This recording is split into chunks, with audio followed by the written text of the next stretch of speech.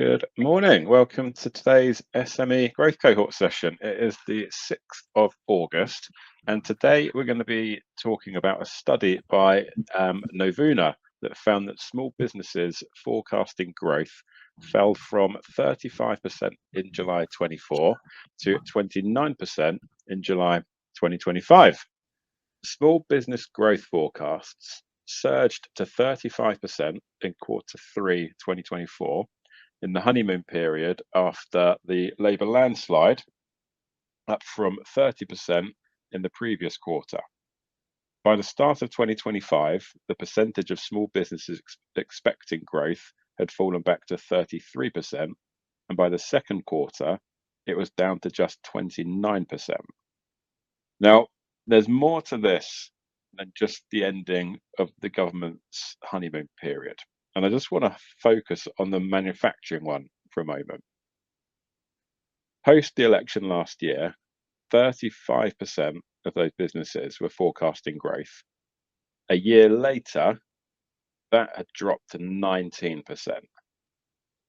Worse than that, in the same period, the proportion of manufacturers expecting to contract or scale down more than doubled from 8% to 19%. So a very gloomy outlook. There's a few things that we can be fairly confident are contributing to that. Energy costs are high over here, much higher than in the US, and that makes competing a little bit harder. Tim, this is not a US bashing session, but we've also got some tariffs coming out of the US. That's a factor for us as well, but we can't blame it on all of these external factors. There's some other things as well. Like manufacturing in the UK is notoriously inefficient. Manufacturing automation in the UK is the lowest in the G7. That's not a new thing. We're just inefficient.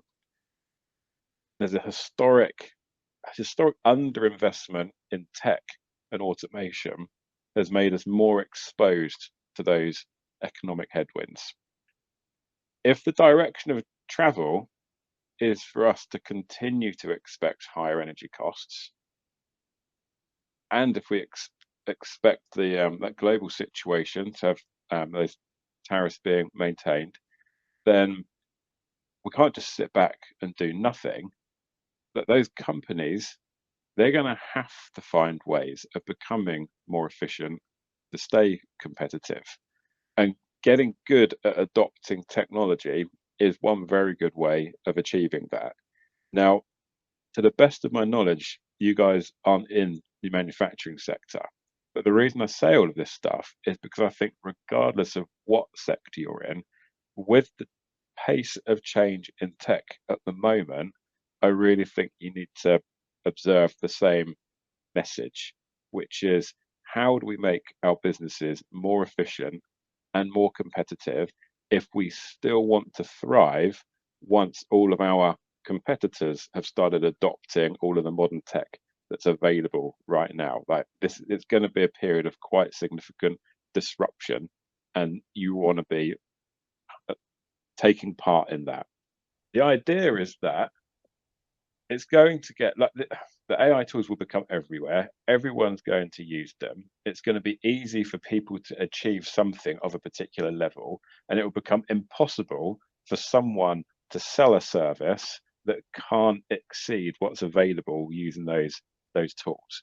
That's the way I see it. So I don't want to sit around and wait for that to happen. I want to figure out how to take knowledge that I've acquired over the last 20 years and turn that into something that I can offer in a fairly automated way, either as a free service to engage people initially, or some kind of low value service to help people get on board. But that then means I need to figure out, well, what do I do next? If I'm successful at that, there needs to be something that comes afterwards. The thing I'd urge all of you to think about is if a load of the knowledge that you have and that perhaps you've got value from previously, if that becomes more of a commodity, then where do you get your leverage from? So If that knowledge can be produced and shared much more rapidly, what can you add over and above that? What can you start to add to your customers, which currently you don't do, but that you'll be enabled to do if you get this toolkit, which means that a lot of what you're currently doing becomes quicker, easier, etc. It's risky because it really means embracing that idea that you're going to reinvent your business and replace a large part of how it used to work with something really quite different. So I've ripped up what I used to do, started working out the positioning, and then cannibalizing some of the service offering and taking some of it for free. And the idea is to try and scale that up, and we'll see how it goes. So I will keep you posted. Give yourself an advantage, like try and ride this wave of innovation and be in the group of people that do and then get ahead, rather than the people who sit on the sidelines waiting for the right moment, never finding it, and then end up watching the people who have adopted this new tech get better and faster and bigger, and just pulling away from those that haven't more and more quickly. As a closing thought on this, I'd say don't just tweak around the edges. Don't think about all of the steps that you currently do to deliver your service, and think about where you can improve individual steps with tech and AI. I'd say zoom out, reimagine fundamentally how you serve your customers, and then try and think about, well, how can you 2x the value you offer your customer? How can you 5x it? How can you 10x it? Like that, I think, is the mindset you want to be in. I think it's really healthy to start by saying, what if the service that you currently charge money for, what if you had to make that whole thing free? What if it all got replaced by AI? Then what would you do? So based on that, if that became the starting point, how could you then leverage that with your unique skills and expertise and capability to deliver even more value to your customer?